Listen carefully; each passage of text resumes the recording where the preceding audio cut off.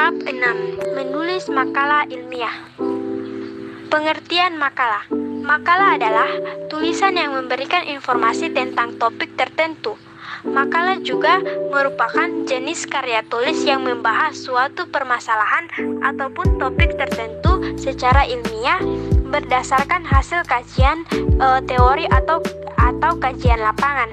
Salah satu tujuan penulisan makalah adalah untuk meyakinkan pembaca bahwa topik yang ditulis dan dilengkapi dengan penalaran logis serta perorganisasian yang sistematis memang perlu untuk diketahui dan diperhatikan. Ciri-ciri makalah. Ciri-ciri makalah yaitu sebagai kerangka ilmiah, memiliki sifat objektif, tidak memihak, berdasarkan fakta, sistematis dan logis, kejelasan tujuan pembahasan, kelogisan pembahasan, dan kejelasan perorganisasian pembahasannya. Nah, makalah dapat dibedakan menjadi 3 macam. Yang pertama makalah edukatif, makalah indukatif, dan makalah campuran. Yang kedua yaitu B. Isi dan sistematika. Secara garis besar, sistematika penulisan makalah terdiri dari 3 bagian. Yang pertama bagian awal, di mana dalam bagian awal ini memiliki 3 poin. Yang pertama halaman sampul, yang kedua yaitu daftar isi, yang keempat yaitu daftar tabel dan gambar jika ada. Nah, bagian yang kedua yaitu bagian inti, di mana di bagian inti memiliki 5 poin. Yang pertama pendahuluan, latar belakang dari penulisan makalah, masalah ataupun topik pembahasan, teks utama dan penutup. Di bagian akhir terdapat 2 poin. Yang pertama daftar rujukan atau daftar pustaka, yang kedua yaitu lampiran jika ada. 1. Isi bagian awal. Halaman sampul. Hal-hal yang harus ada pada bagian sampul adalah judul makalah, keperluan atau maksud ditulisnya makalah, nama penulisan makalah, dan tempat serta waktu penulisan makalah. Yang kedua, daftar isi. Daftar isi berfungsi untuk memberikan panduan dan gambar tentang garis besar isi makalah. Melalui daftar isi, pembaca akan dapat dengan mudah menentukan bagian-bagian yang membangun makalah. Selain itu, melalui daftar isi akan dapat diketahui sistematika dalam penulisan yang digunakan. C. Daftar tabel dan gambar. Penulisan tabel dan gambar juga dimaksudkan untuk memudahkan pembaca menemukan tabel dan gambar yang terdapat dalam makalah. Penulisan tabel dan gambar dilakukan dengan cara yaitu identitas tabel dan gambar dituliskan secara lengkap. 2. Bagian inti. A. Pendahuluan. Penulisan pendahuluan dapat dilakukan dengan 2 cara, yakni 1.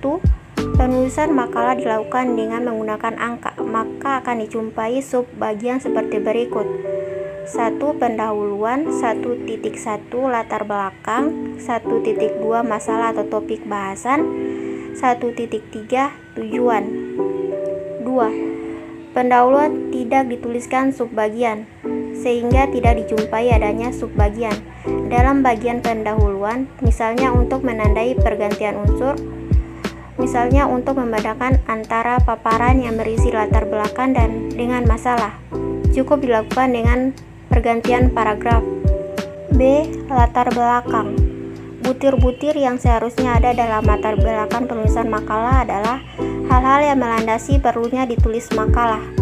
Hal-hal yang dimaksud dapat berupa paparan teoritis maupun paparan yang bersifat praktis, tetapi bukan alasan yang bersifat pribadi. Yang pokok bagian itu harus mengantarkan pembaca pada masalah atau topik yang dibahas dalam makalah dan menunjukkan bahwa masalah atau topik memang perlu dibahas. Penulisan bagian latar belakang dapat dilakukan dengan berbagai cara, diantaranya sebagai berikut. 1. Dimulai dari sesuatu yang kita ketahui bersama atau teori yang relevan dengan masalah atau topik yang akan ditulis, dan selanjutnya diikuti dengan paparan yang menunjukkan bahwa tidak selamanya hal tersebut dapat terjadi. 2. Dimulai dengan satu pertanyaan retoris yang diperkirakan dapat mengantarkan pembaca pada masalah atau topik yang dibahas dalam makalah. 3. Dimulai dengan kutipan orang terkenal, ungkapan, atau slogan. Selanjutnya dihubungkan atau ditunjukkan referensinya dengan masalah atau topik yang dibahas dalam makalah. Bagian C. Masalah atau topik. Masalah atau topik bahasan adalah apa yang akan dibahas dalam makalah. Masalah atau topik bahasan sebenarnya merupakan hal yang pertama kali harus ditetapkan dalam penulisan makalah. Artinya, kegiatan penulisan makalah diawali dengan penentuan masalah atau topik makalah, yang selanjutnya diikuti dengan penyusunan garis besar isi makalah atau kerangka makalah, pengumpulan bahan penulisan makalah, dan penulisan draft makalah serta revisi draft makalah. Bagian D. Tujuan penulisan makalah. Perumusan tujuan penulisan makalah yang memiliki fungsi ganda bagi penulis makalah dan pembaca makalah. Bagi penulis makalah, rumusan tujuan penulisan makalah dapat mengarahkan kegiatan yang harus dilakukan selanjutnya dalam menulis makalah, khususnya dalam pengumpulan bahan penulisan. Bagi pembaca makalah, perumusan tujuan penulisan makalah memberikan informasi tentang apa yang disampaikan dalam makalah tersebut. Oleh karena itu, rumusan tujuan yang disusun seharusnya dapat memberikan gambaran tentang cara menguraikan atau membahas topik yang telah ditentukan. Dengan demikian, rumusan tujuan biasanya berfungsi sebagai pembatasan ruang lingkup makalah tersebut. Rumusan tujuan dapat berupa kalimat kompleks atau dijabarkan dalam bentuk rinci. Contohnya, makalah ini dimaksudkan untuk membahas sejumlah kekeliruan yang acap kali dibuat oleh mahasiswa dalam melakukan observasi pada kegiatan PPL. Teks utama. Bagian teks utama makalah berisi pembahasan topik-topik makalah. Penulisan bagian teks utama dapat dikatakan sebagai inti kegiatan penulisan makalah. Penulisan bagian teks utama yang baik adalah yang dapat membahas topik secara mendalam dan tuntas, dengan menggunakan gaya penulisan yang ringkas, lancar, dan langsung pada persoalan, serta dengan menggunakan bahasa Indonesia yang baik dan benar. Dalam penulisan teks utama, hindarilah penggunaan kata-kata tanpa makna dan cara penyampaian yang melingkar-lingkar. Hindarilah penggunaan kata-kata seperti dan sebagainya dan lain-lain yang sebenar-benarnya. Kegiatan penulisan bagian teks utama makalah dapat dilakukan setelah bahan penulisan makalah berhasil dikumpulkan. Bahan penulisan dapat berupa bahan yang bersifat teoritis atau yang diperoleh dari buku teks, laporan penelitian, jurnal, majalah, dan barang cetak lainnya, atau dapat dipadukan dengan bahan yang bersifat faktual empiris yang terdapat dalam kehidupan nyata.